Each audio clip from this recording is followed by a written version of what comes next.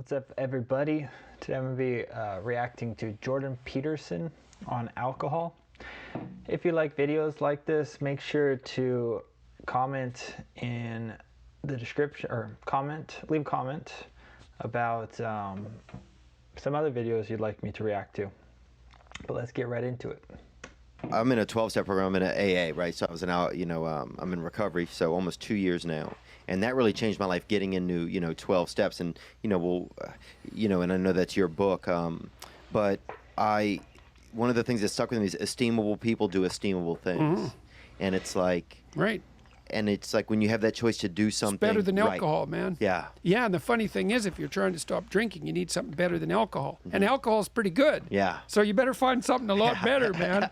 Yeah, and it is. And then esteemable people do esteemable things. It's like, yeah, well, you want to figure out something that you're doing with your life that's worth not getting drunk and screwing up. Yeah. Right. Because that's fun. Yeah, you want to have something on the other side of that teeter-totter that has some value to you.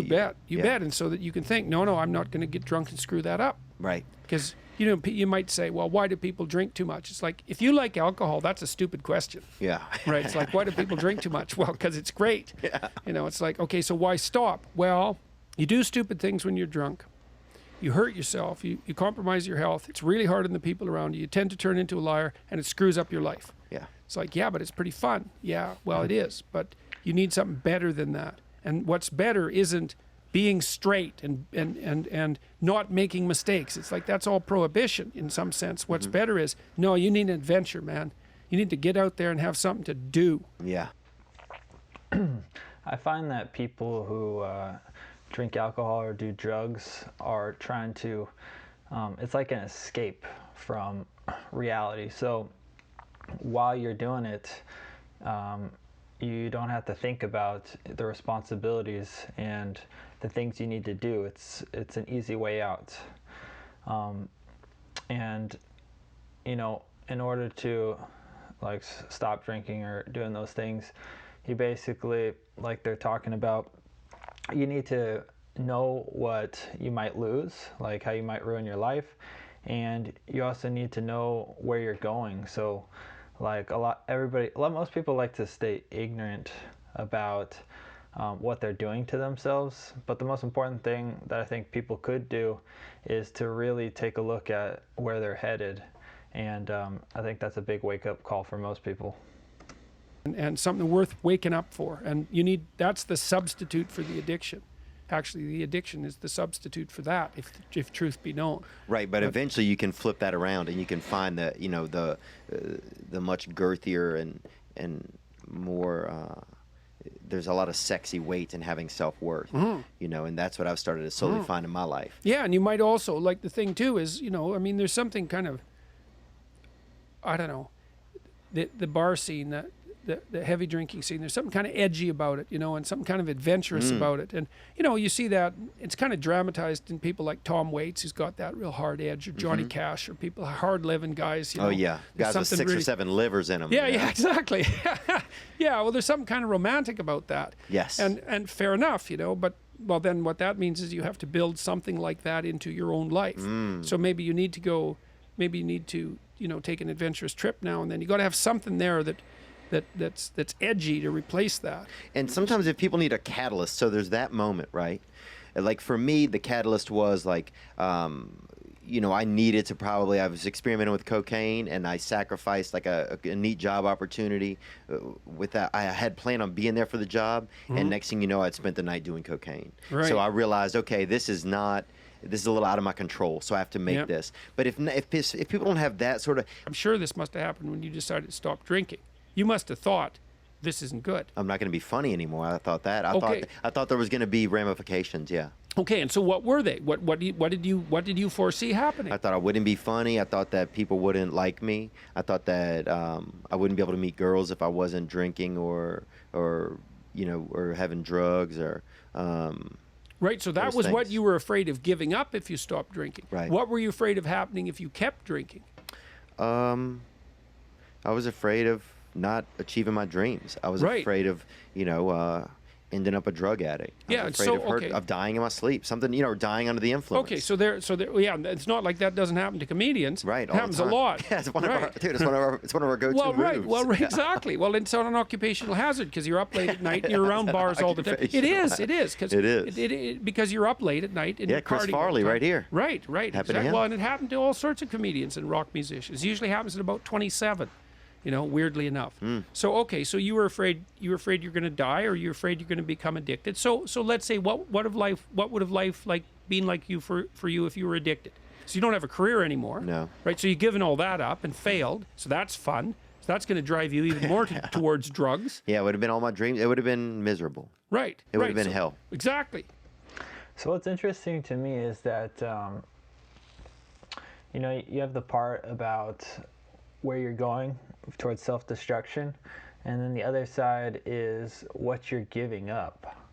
And I feel like I always ask myself, like, what separates the people that, like, turn their lives around from the people that, ruin their whole lives?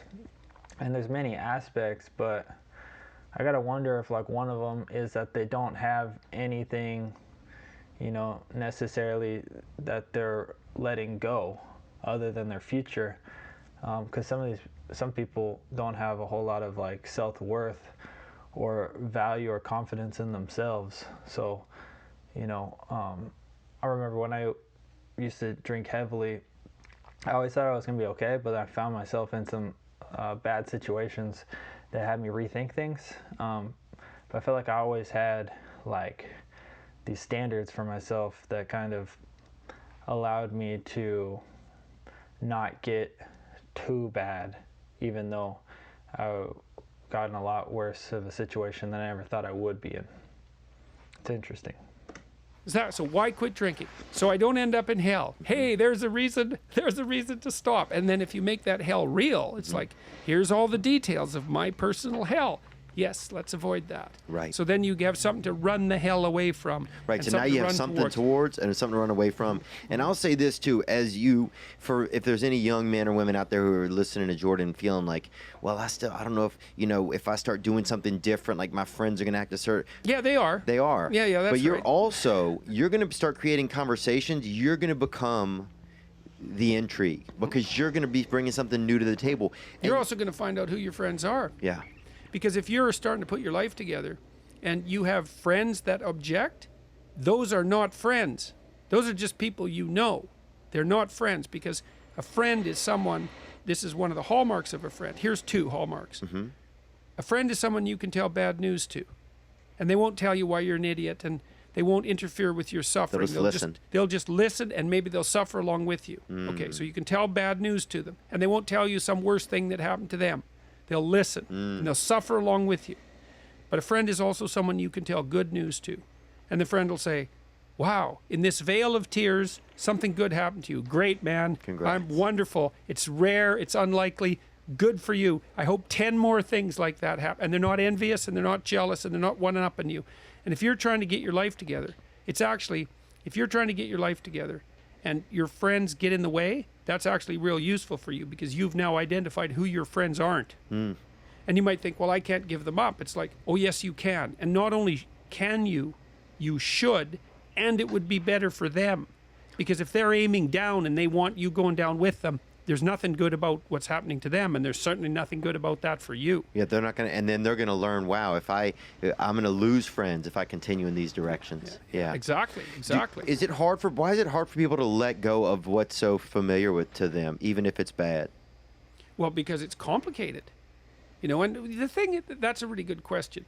You discount the risk of familiarity that they're familiar with. So, like, let's say, because people are in relationships with the drugs and alcohol. People are in relationships with humans. People are in relationships with jobs. People are in relationships with their own selves, and they're living a lie every single day. But it's familiarity. Yeah. Well, you say, I have a job I hate. It's like, well, yeah, but I'm not dying from it. It's like not as bad as it can be. So you factored in the risks already. They get invisible. You think, well, I can't jump out of this job because what about all the risk? It's like, yeah, no kidding. You got to get your resume in order. You got to send it out. You got to send 50 of the damn things out before anybody will call you back. Then you have to go get interviewed, and maybe you're not any good at that. You have to come up with a story while you're a good employee, and maybe you're not yet, so you have to figure out how to do that. It's like, what about all these risks if I go look for a new job? It's like, yeah, absolutely, man. Those are risks, and they're harsh, and no wonder you're avoiding them. What about the risks for you to stay with this job you absolutely hate? Well, let's think that through. Okay, so I have this dead-end job. I hate it. I'm getting bitter. Where am I going to be in 5 years? I know where, because I've watched this with people. You're going to be just like you are now, except a lot more of what's good about you is going to be gone, and a lot more of what's terrible is going to be amplified. And you're going to be like, in 5 years, you're going to be 10 years older instead of 3 years older. Yeah. Right. And Because it kills your spirit somehow. Oh, man. Yeah. So it's like, you think, oh my God, there's a terrible risk in pursuing this new job. It's like, yeah, there is a terrible risk.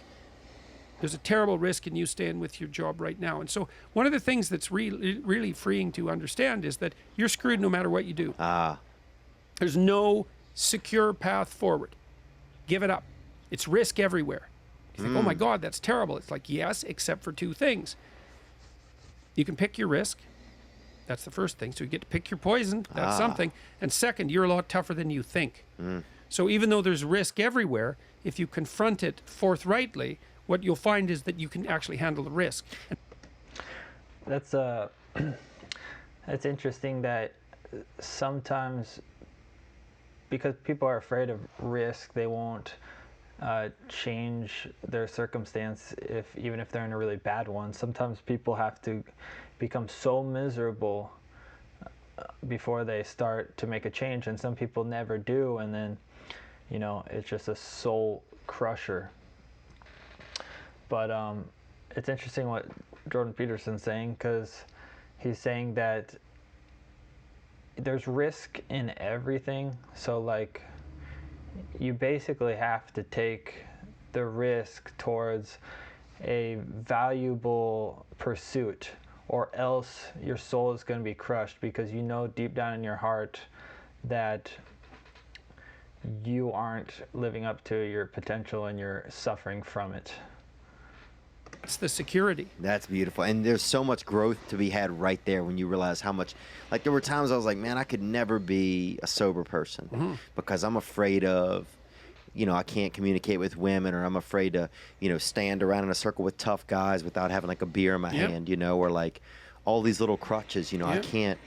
And then I remember when I got like 90 days sober, I was just like, holy shit, man. Like, it was like the first time I'd ever done something like for myself, Yeah. and it just, man, it felt unprecedented. Yeah. Well, it was. It felt like I'd gone to the moon almost. How old were you when you started drinking? I don't know, probably like 17 or 16, kind of regular. Yeah. It was pretty basic, and I never did a bunch of it, But my biggest thing was just emotional sobriety. Like, I was so drunk on my own insecurities and low self-worth. Well, alcohol really is a good drug for coping with anxiety. That's why people use it. So it does two. If you really like alcohol, it does two things to you. It makes you more extroverted and enthusiastic while you're on the ascending limb of the blood alcohol curve, which is why you have to keep drinking once you start. Because if you plateau, that goes away. So you got to keep drinking. Okay, so that's one thing. It makes you more enthusiastic and more full of positive emotion. And the second thing it does is reduce anxiety. Yeah. And so if you are a bit more socially anxious, and you also have that positive response to alcohol, which everyone doesn't have, by the way, then it's a great drug. But the problem is, it's a great drug for the moment. Right. Right. There's consequences. Yeah, this sounds when it's not great. Well, it also, alcohol is an interesting drug because it actually doesn't make people stupid. This has been tested. Like, people who are drunk will take far more risk. And you might say, well, that's because they're too stupid to understand the risk. It's like, no, they're not. If you ask them about the risk when they're drunk, they can outline it perfectly. What it stops them from doing is caring about the risk. It's actually, and that's part of the anti-anxiety component. It's like, yeah, the risk is, that's why you can drive around drunk at high speed in a car, which is a really stupid thing to do. Yeah. We used to do that in the back roads of northern Alberta. It's fun. Yeah. But people died all the time doing it, especially in the winter. It's like, wow, this is great. This is great until your head's gone through the windshield, like so many things. Yeah. It's like jumping off a cliff. I'm flying, which is true until the last 1/10 of a second. It's like, then you're not flying, man. It's like, yeah. So alcohol has exactly that effect. It is a great anti-anxiety drug, but it does stop you, and you said it stopped you from learning the skills that you need in a social circumstance to be able to cope with that. So then it actually stops you from dealing with the anxiety. You don't have to learn how to overcome it. That's not good. Yeah. So You're not really learning. You're kind of just staying in the. You're baiting you're kind of meeting the anxiety with a little bit of light medication, but you're never getting through whatever the anxiety was. Yeah, you don't have to learn the skills. Well, Right. you said you like to stand there with a beer in your hand. Well, it gives you something to do. You didn't know what else to do. And then you didn't have to learn. Right. I had the same issue. Like, It's like funny. It's like, it reminds me of like those jokes that like, I don't know what to do with my hands, and just having some alcohol to sip on, or if you're socially awkward, it really helps to be holding onto a beer. I don't know why that reminded me of, I don't know what to do with my hands jokes. I started drinking when I was 13, probably. Yeah. And that's late in Canada. Yeah, that's right. I mean, I was way behind my neighbors. They were slugging it back when they were 4. Oh, I've been in Edmonton and I've seen people. I mean, it's just people love to drink up there. They It's just certainly do. it's a fun culture, right? And It's a cultural thing. On the farther north you go, the more the drinking becomes necessary, especially in the winter, So, and there's not that much to do in those isolated small towns. Yeah, I drink my own blood probably. Yeah, if I well, get that's further it. enough, Well, you that's know? funny. When I used to go back to the little town I was from when I was an adult, even if I hadn't really had anything to drink for years, it was like, well, what are we going to do? Well, let's go to the bar. Why? Well, because there actually isn't anything else to do. So, and so you end up there. But the alcohol it's a hell of a drug, man. Do you gotta think? watch it? Do you think it's going to get outdated? I start to think that alcohol is almost a drug of the past slowly. Like I could see us like with psychedelics and stuff like that becoming a little bit more in like the common sphere of conversation. Well, it'd be interesting to see that we just legalized marijuana in Canada. Yeah. Like it's not completely legal yet, but the bill was passed, and so Canada is doing this countrywide experiment. And I know there is some data showing that in counties in the U.S. where marijuana has been legalized, the overuse of opiates for pain has decreased substantially. That's And the awesome. crime rates have gone down. Interesting. Well, people Yeah. stoned on pot? Like, Dude, it's what are hard you to gonna pick do, somebody's pocket. Go break into a building? Yeah. I don't think so. Yeah, there's like way better drugs than alcohol. It's amazing. Like alcohol is one of the most toxic drugs, and it's legal. And I guess marijuana is now starting to become legal, and that's like way better than like alcohol, as far as like you're not going to get a hangover, and it's pretty harmless when you do it at home or in the safety of in your own safety or whatever. But it's like, I don't know, alcohol is just so bad, and I'm not really sure about like psychedelics. I feel like they'll become like they're experimented with, but I feel like psychedelics can kind of become a little dangerous if abused as well, because then people just become like unstable sometimes. You need a little bit of structure in your life, and alcohol will completely destructure your whole reality, and then you got to put the pieces back together. So it can be a little destabilizing for some people if they abuse it, and some people are just stay a little wacky forever. You're just not going to get it together. You might knock for a long time. I think you might knock at the front door. I don't think you're going to break in. And though. you're not going to. Yeah, you might. That's right. You might knock. You're not going to go out. What are you going to go out in the alley and have a fight?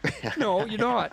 A real slow fight. Yeah, that's right. Well, while you're watching your hands, like So it's like chess with your hands. Exactly. That's not going to happen. So yeah, who knows? Like, I mean, if we had to make a bad drug legal, the worst choice was alcohol.